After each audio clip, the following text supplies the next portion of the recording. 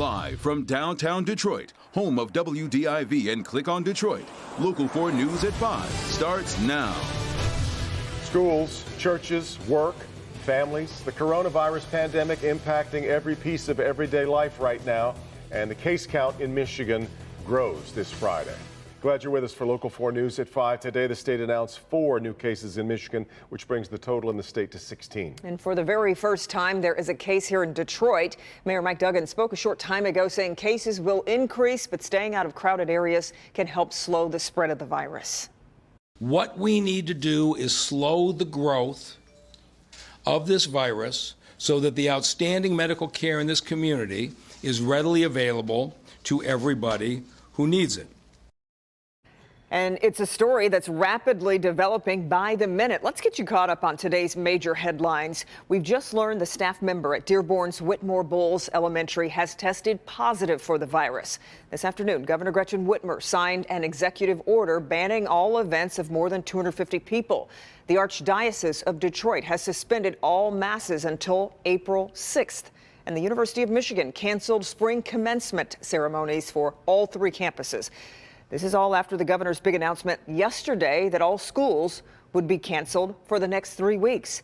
And that's just locally. Today, the president declared a national emergency to fight the outbreak. That frees up to $50 billion in federal funding for state and local governments. A large amount of money for states and territories and localities in our shared fight against this disease.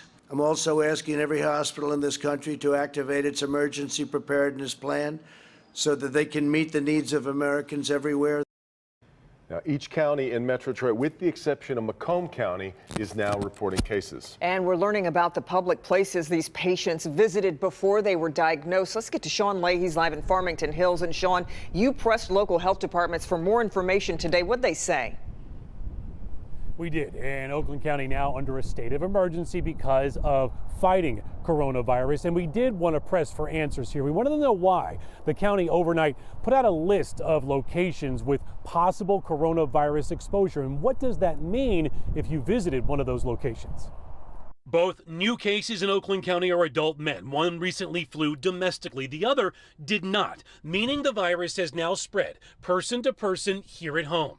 Which tells us that this virus is in our community now. It is being spread in the community, and this is just another thing that we have to watch for as we monitor the spread of this virus. Oakland County also putting out a list of more than a dozen locations from the airport to Chesterfield Township to Grand Rapids, where a positive patient visited from March 1st to March 8th, and now want people who were also there to be alert for symptoms. But it's, kind of out of an abundance of caution to say, if you were here, you might want to watch things just a little bit closer. Washtenaw County now announcing 2 coronavirus cases there, and are also putting out a list of locations where one patient visited on Monday, March 9th. Detroit Metro Airport, the Hair Spot in Ann Arbor, and the Ann Arbor YMCA. To keep social distancing, we spoke with the Washtenaw County Health Department on FaceTime about what people who are also at those locations need to know. This is not immediate concern in terms of a high-level risk, but more of a how do you email somebody with an FYI? There's a possible exposure here.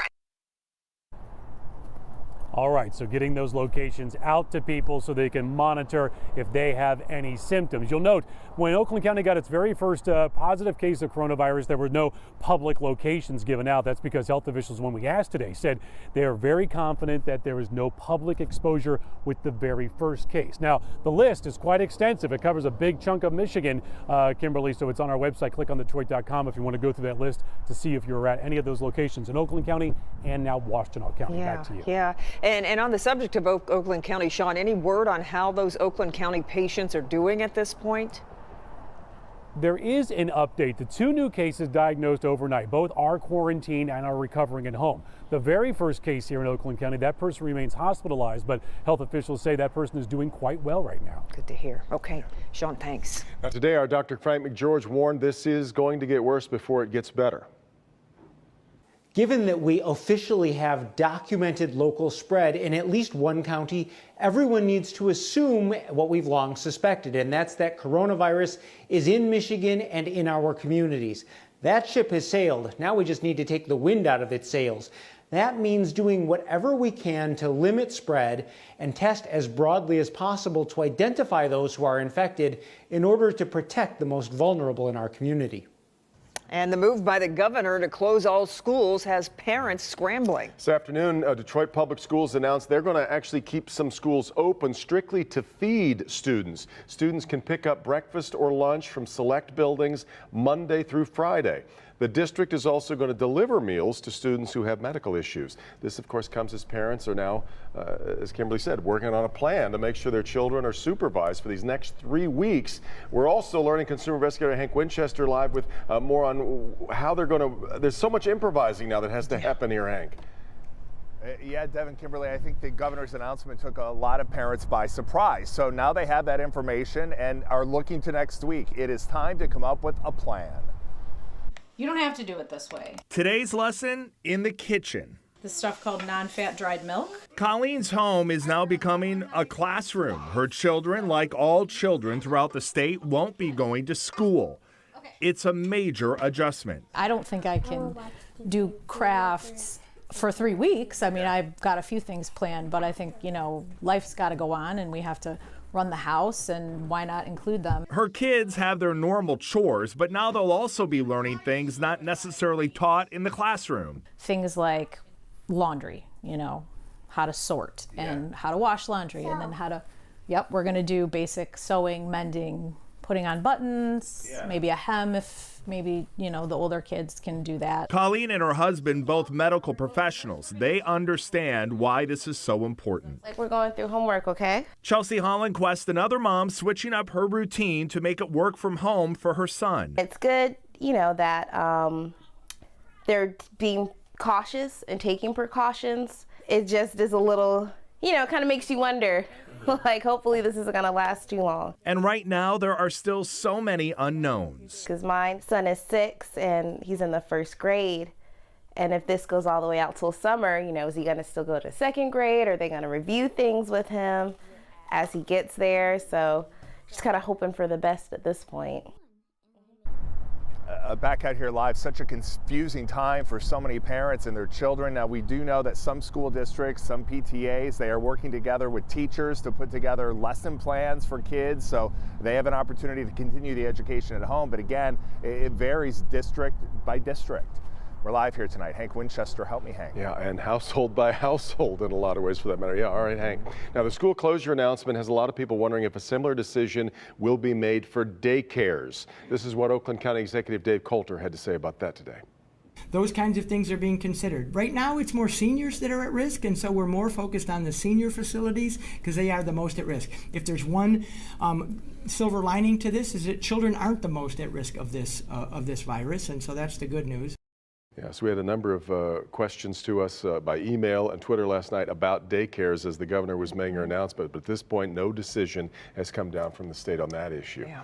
That other big decision today, though, that we mentioned earlier, the banning of large events in the state. From churches to weddings to big events, it's sure to have an impact on your life. Sandra Ali is following that part of the story. Sandra, and again, people having a scramble here. A lot of scrambling going on. In fact, Kimberly and Devin, that executive order took effect really 8 minutes ago at exactly 5 o'clock this evening, and under that executive order, all events or gatherings of more than 250 people are now officially banned in Michigan. That means everything from concerts to sporting events, rallies, church gatherings, all canceled. Now, to be clear here, there are certain exceptions to this ban, and here's what the governor said. Here's what's exempt from the order. Industrial or manufacturing work, that is exempt. Mass transit is exempt. Shopping is also exempt. That includes shopping for groceries or any other personal things that you may need to do for your home. The governor making it clear violating this ban is considered a misdemeanor offense. And this, of course, comes on the heels of the governor's decision to also officially close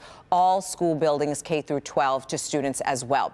2 prominent Islamic centers in Dearborn canceled Friday prayers for this week, the Islamic Institute of Knowledge and also the Islamic Center of America. Both mosques suspending daily prayer services and any, again, large-scale events that would eventually draw a crowd. Now, along with mosques, I know at the top of the newscast we also talked about churches. Late this afternoon, the Archdiocese of Detroit also announcing all public masses now temporarily suspended as well. The Archbishop calling the move unprecedented, and a spokesperson for the Archdiocese saying that masses should resume April 6th, which is, of course, in line when schools are set to reopen as well. Yep. All right. All of this, though, is subject to change. So does this mean then that all these churches are going to be closing their doors for a while, or there are the ones you've talked to so far? Just According to the Archdiocese, it's up to each individual church and leaders at that church. They can keep their doors open, but they have to be responsible in not making sure that crowds don't form. They don't want,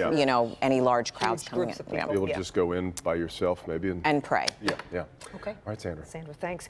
Well, the shift for the stock market today. Stocks posted their biggest rally since 2008, clawing back some of the coronavirus collapse. The Dow closed 1,900 points higher, and both the S&P 500 and NASDAQ were up 9%. The rally came after President Trump announced 50,000 coronavirus tests would be available next week. Our coverage continues throughout this newscast on coronavirus outbreak, and we're always tracking the latest on clickondetroit.com. There you'll find all of the closures coming into the newsroom, hospital hotlines to call if you think you're experiencing symptoms, and our discussion with an expert on how to manage stress and anxiety during this difficult time. Any of that right now. I know. No. We've got a lot more coming up ahead here at 5. Let's get over to Andrew and see what we've got coming for the weekend. And Kimberly and Devin, we have sunshine out there, still on the chilly side, or at least it feels that way. Look at that wind, 24 miles per hour, 48 degrees, but it feels like 40. Where do temperatures go from here? That with your weekend forecast and your 7-day forecast coming up. West Bloomfield teachers here in school, even though the students are not. They're here trying to figure out how to bring school to the students during this government closure. Details from here and other districts next on Local 4. A lot of people probably will be staying home this weekend due to the coronavirus and ordering food online. Yeah, this is the box I use. We got Clorox in here. I'm Larry Sproul, and I'll tell you what some big delivery companies are doing in order for everyone to stay safe.